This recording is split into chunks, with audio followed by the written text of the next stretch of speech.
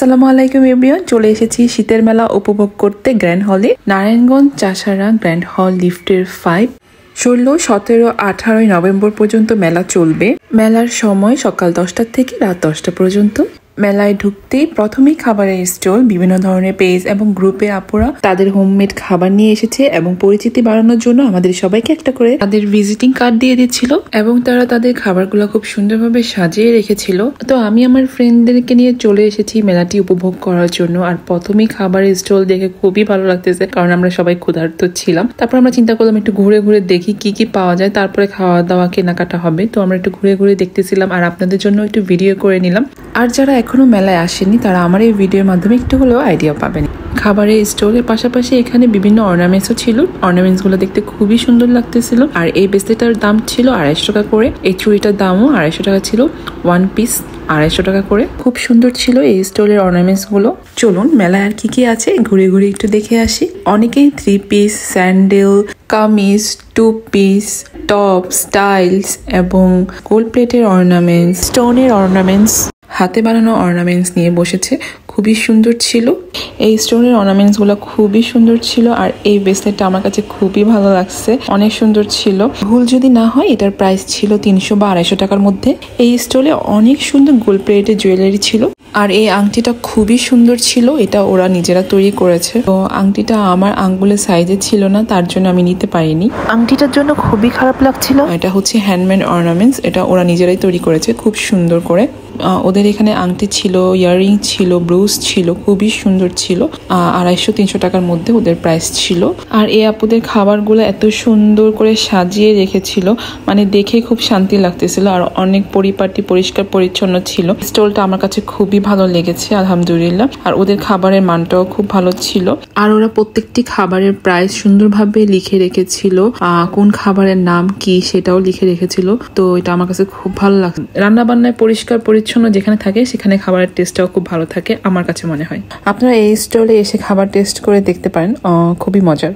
তারপরে আমরা চারদিকটা ঘুরতেছিলাম, ফ্রেন্ডরা অনেক কথা বলতেছিলাম, এক একজন এক এক জিনিস দেখতেছিল। তো ঘুরতে ঘুরতে আমার এক পরিচিত ভাবির সাথে দেখা হয়ে যায়। তো ভাবিও এখানে স্টল নিয়েছে। তো ভাবিকে দেখে আমি অনেক খুশি হয়েছি। আর মেনলি ভাবির সাথে আমার অনেক দিন পরে দেখা হয়েছে, পরিচিত মানুষের সাথে দেখা হয়ে অনেক ভালো লেগেছে। আর ভাবির স্টলে ছিল বিভিন্ন ধরনের unstitch, stitch kameez, 3 piece, hand purse, বিভিন্ন ধরনের ব্যাগ, খুব সুন্দর সুন্দর জিনিসপত্রই উঠিয়েছে ভাবি।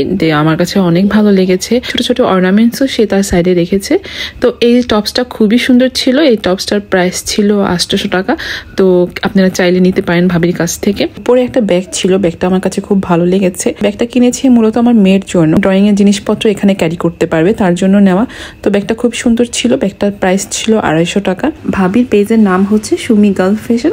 আপনারা চাইলে ওনার পেজটাও ফলো দিয়ে রাখতে পারেন। আর বিভিন্ন ধরনের সুন্দর সুন্দর 3 পিস কালেকশন আছে, চাইলে আপনারা পারচেস করতে পারেন। ভাবির কাছ থেকে বিদায় নিয়ে আমরা অনেস্টরে চলে এসেছি। আমরা অনেকটা টাইম এখানে আছি এবং খাবারের মাঝখানে আছি।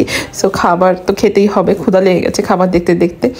তো আমরা একটা স্টলে আসলাম, এখানে বিভিন্ন ধরনের আইটেম ছিল, ভর্তা, ভাপা, rice, fried chicken, roll, pudding, পিঠা, নকশি পিঠা, পাটিসাপটা পিঠা, বিভিন্ন ধরনের পেস্ট্রি, কেক। তো আমি একটা পেস্ট্রি নিলাম, আমার ফ্রেন্ড একটা ব্রাউনি নিয়েছি, ওর কাছে ব্রাউনিটা ভালো লেগেছে, কিন্তু আমাদের কাছে পেস্ট্রিটা একদমই ভালো লাগে না। কিন্তু আপুদের ব্যবহার খুব ভালো ছিল আলহামদুলিল্লাহ, তারা আমাদের সাথে খুব ভালো ব্যবহার করেছে। তারপরে চলে গেলাম নেমন্তন্ন রান্নাঘরে। তো ওদের এখান থেকে আমরা নিয়েছি চাউমিন এবং হাফ মুন পাই। ওদের চাউমিনটা খুবই মজা লেগেছে, কারণ গরম করে দিয়েছে আমাদেরকে। হাফ মুন পাইয়ের টেস্টটাও খুব ভালো ছিল, গরম গরম হলে আরো বেশি ভালো লাগতো। কিন্তু এখানকার ভাইয়ারা আমাদেরকে হাফ মুন পাইটা গরম করে দেয় নাই, কিন্তু ওরা যদি ওভেনে একটু গরম করে দিত তাহলে খেতে আরো বেশি মজা লাগতো। এভাবে খাবার খুবই মজা ছিল আলহামদুলিল্লাহ, আমরা অনেক মজা করে খেয়েছি। আর আমার ফ্রেন্ড খুব ভালো একটা দায়িত্ব পালন করছিল, আমি ভিডিও করছিলাম আর ও আমাকে খাইয়ে দিচ্ছিল। Thank you my friend. নেমন্তন্ন ঘরে খাবার শেষ করে আমরা আরেকটা স্টলে যাই, সেখান থেকে আমরা পিৎজা, চিকেন পরোটা এবং আরেকটা স্টল থেকে আমরা চা খাই। আর সব জায়গায় কিন্তু ওরা খাবার গরম করে সার্ভ করতেছিল, এই জিনিসটা আমার কাছে খুব ভালো লাগতেছিল, কারণ এইসব জিনিস ঠান্ডা একদমই ভালো লাগে না, গরম গরম খেতে খুবই মজা লাগে। তো ওরা আমাদেরকে গরম করে দিয়েছে, তো আমাদের কাছে এই খাবারগুলো খেতে অনেক ভালো লেগেছে। তো আমরা 3 বান্ধবী একদম খাবারের উপরে লেগে গেছি, দুপদাপ করে যেখান থেকে যা পাচ্ছি খেয়ে ফেলছি। চারদিকে অনেক কোলাহল ছিল, তার জন্য আমার মাথাটা ধরে গিয়েছে। তার জন্য আমার মনে হলো আমি একটু মাসালা টি পান করি। আপুর থেকে আমি মাসালা টি নিলাম, আর মাসালা টিটা পান করার সাথে সাথে আমি পুরোপুরি চাঙ্গা হয়ে গেছি। খুবই ভালো ছিল, আপনারা এসে ট্রাই করতে পারেন। আমরা ফুচকাও ট্রাই করি, আর মেয়ে বলে কথা, ফুচকা না খেয়ে কি বাসায় যাওয়া যায়? টক ফুচকাটা খুবই মজার ছিল এবং দই ফুচকাটা তেমন একটা ভালো লাগে নাই, মোটামুটি ছিল। এখানে এসে দেখি আমার বান্ধবী সেই মারা মারতেছে, জাস্ট কিডিং। ও চাপটি নিয়েছিল ভর্তা দিয়ে, আমাদের সাথে শেয়ার করলো, তো আমরাও খেলাম। শীতের রাতে চাপটি আর ভর্তা জমে যায় সেই, তাই না? অনেক মজা লাগে। আর আমার ফ্রেন্ড তো চেটে পুটে একদম খাচ্ছে সেইভাবে, তো আমি একটু ভিডিও করে রাখলাম।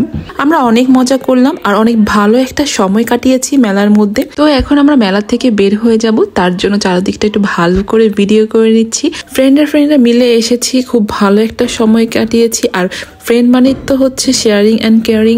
আমরা একটা আইটেম নিচ্ছি, তিনজনে ভাগ করে খাচ্ছি, তো এই জিনিসটা কার সাথে শেয়ার করা যাবে বলেন, ফ্রেন্ড ছাড়া? তো ফ্রেন্ডদের সাথে সময় কাটাতে আমার কাছে অনেক ভালো লাগে। এখানেই কিন্তু শেষ না, আমরা কিন্তু চলে যাব খানপুরে। বের হওয়া মানেই তো খানপুর না গেলে তো নারায়ণগঞ্জবাসী জমেই না, তাই না?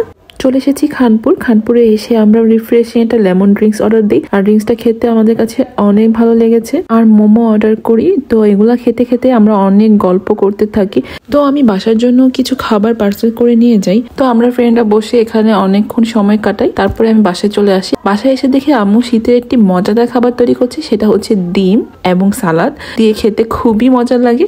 তো সেটাও আমরা খাবো এখন। বাসার জন্য আমি কাটসু রাইস নিয়ে আসি, আর কাটসু রাইসটা খুবই মজার ছিল।